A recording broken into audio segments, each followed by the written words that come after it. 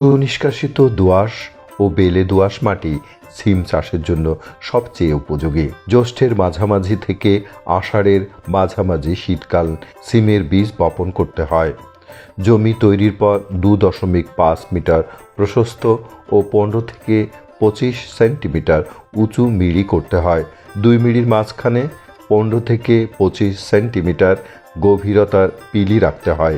মিড়ির দুপাশে 50 সেন্টিমিটার করে রেখে মাঝখানে 1.5 মিটার দূরত্বে 2টি লাইন টেনে মাদা তৈরি করে তাতে সার দিয়ে 1.5 মিটার দূরত্বে চারা লাগাতে হয়। হেক্টর প্রতি জমি তৈরির সময় 10 টন গোবর, 5 কেজি জিপসাম ও 5 কেজি বোরিক অ্যাসিড দিতে হয়। চারা রোপণের সময় 12.5 কেজি ইউরিয়া, 90 কেজি টিএসপি ও 30 কেজি এমওপি দিতে হয়। গর্তে উপরি প্রয়োগ হিসেবে 12.5 কেজি ইউরিয়া ও 30 কেজি এমওপি দিতে হয়। চারা গজানোর 8 থেকে 10 দিন পর মাদা প্রতি একটি করে সুস্থ সবল গাছ রাখতে হয়। আগাছা দমন করতে হয়। গাছ 25 থেকে 30 সেন্টিমিটার হলে বাউনি দিতে হয়।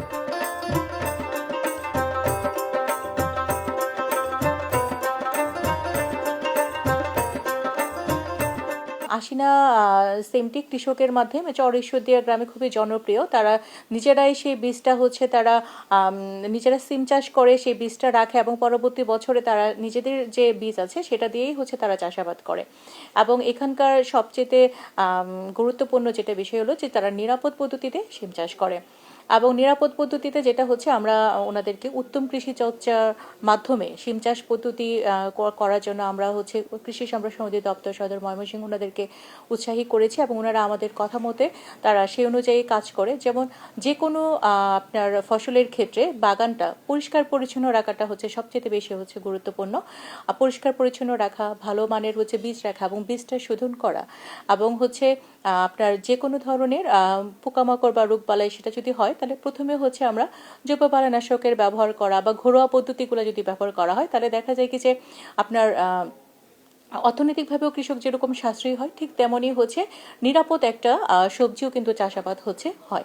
সিমের ক্ষেত্রে কিন্তু আমরা দেখা যায় যে জাপ পোকার আক্রমণটা একটু বেশি হয়, যেটা কিন্তু খুব ঘরোয়া পদ্ধতিতে যেমন ছাই দেওয়া বা যদি জৈব বালানাশক ব্যবহার করেও কিন্তু মোটামুটি সেটা প্রতিরোধ করা যায়। হলুদ ফাঁদগুলো আছে সেগুলো যদি ব্যবহার করা হয় সেক্ষেত্রেও কিন্তু দেখা যায় কি যে পোকার আক্রমণ অনেকাংশেই কম হয়। সিমের আরেকটা পোকা যেটা আসলে এত খুব বেশি না সেটা ফলর ডগা ছিদ্রকারী পোকা, সেটারও কিছু আক্রমণ হয়। সেক্ষেত্রে কিন্তু যে প্রাথমিক পর্যায়ে ধরা পড়ে সেটাও যদি ঘরোয়া পদ্ধতিতে জৈব বালানাশকগুলো ব্যবহার করা হয় সেক্ষেত্রে কিন্তু সিমের যে ক্ষতিকর যে পোকামাকড় সেটা থেকে অনেকটা রক্ষা হয়।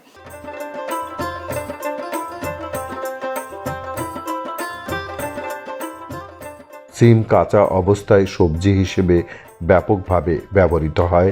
এ সবজিতে আমিষের পরিমাণ বেশি এবং এর অনেক উপকারী দিক থাকায় এটি সারা বিশ্বে একটি জনপ্রিয় সবজি।